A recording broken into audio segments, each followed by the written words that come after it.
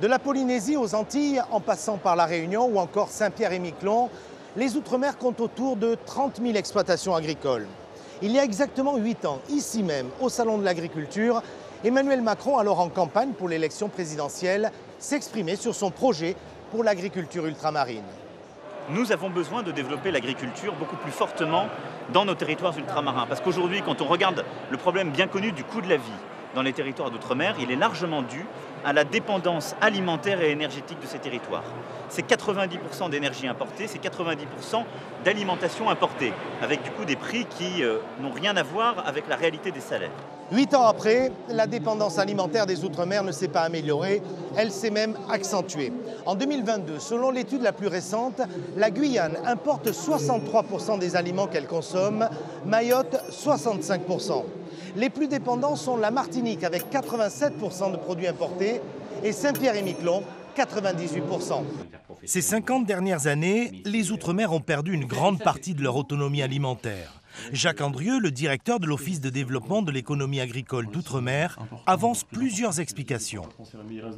D'une part, les évolutions démographiques. Il y a des départements qui ont des augmentations de population importantes et comme une grande partie de l'alimentation est importée, ça augmente les importations alimentaires. Les changements d'habitudes alimentaires également, qui fait que les consommateurs des Outre-mer sont aussi attirés par des produits qui ne sont pas forcément les produits locaux. Et puis les difficultés de production.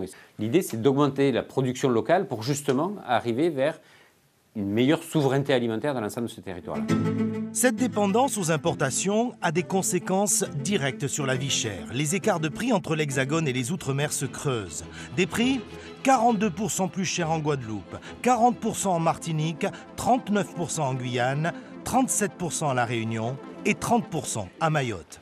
Monsieur Bastier, bonjour. Merci. Pour diversifier et augmenter la production locale de fruits, de légumes ou de viande, il est urgent de regarder chaque territoire à la loupe. Il faut avoir l'humilité d'écouter le terrain, d'écouter les acteurs et de construire avec eux les conditions de la réussite. Les problématiques de la Guyane n'ont rien à voir avec celles de la Réunion. Celles de la Réunion n'ont rien à voir avec celles de Mayotte, qui est pourtant à côté. On est sur des histoires, sur des cultures, sur des données agronomiques totalement différentes. Et il faut partir des acteurs eux-mêmes, bâtir avec eux, construire la feuille de route avec eux et ne pas les coller des solutions qui viennent ou de Paris ou de Bruxelles.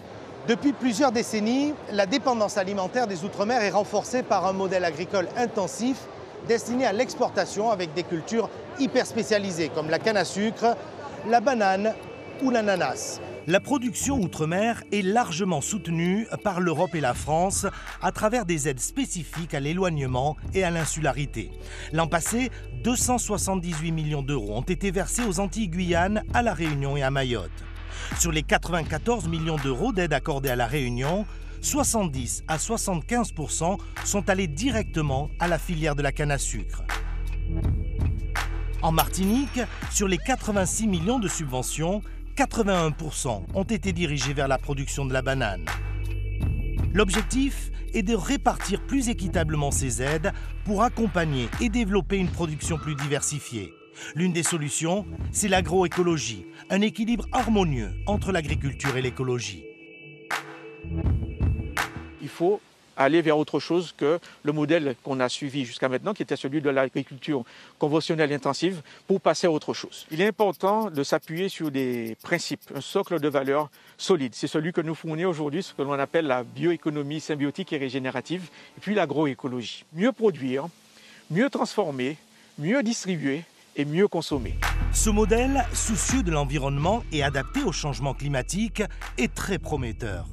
Encore faut-il que les jeunes qui veulent s'installer dans nos territoires puissent avoir accès à la terre.